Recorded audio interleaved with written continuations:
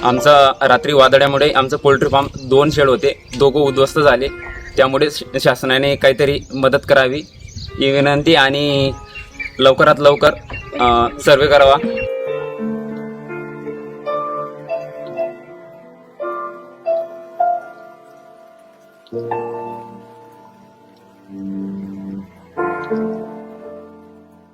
मी 2 वर्षापासून पोल्ट्री तयार केलेला होता। तरी सावकारी कर्ज घेऊन नातेवाईकांकडनं असं भला मोठा पोल्ट्री तयार केलेला होता 10,000 पक्षींचा।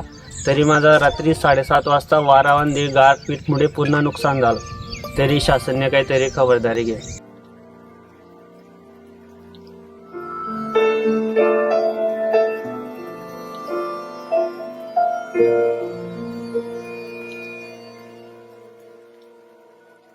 काल संध्याकाळी विजांसहित आणि गारांसहित कडकडे ह्या पावसाने आणि अति वेगाच्या वाऱ्याने काल जो रात्री आमच्या शेतकरी बंधू असतील जे आज पेरणीच्या तोंडावर आहेत, आज कपाशी लागवडीच्या तोंडावर आहेत, प्रत्येक शेतकऱ्याची ही धावपळ आहे।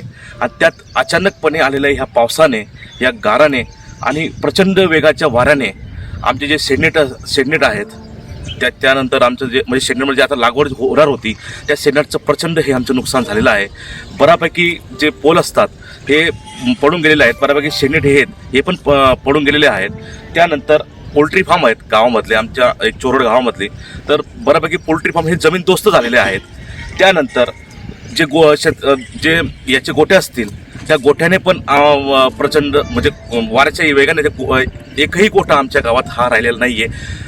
वाऱ्याचा वेग असल्यामुळे जे पत्र असतील, शेडांचे जे पत्र असतील हे म्हणजे 400 मीटर 500 मीटर हे इतक्यात उडून गेलेले आहेत। तर एक प्रचंड असं हे नुकसान आज शेतकऱ्यांचं आज आम्हाला वर आलेलं आहे।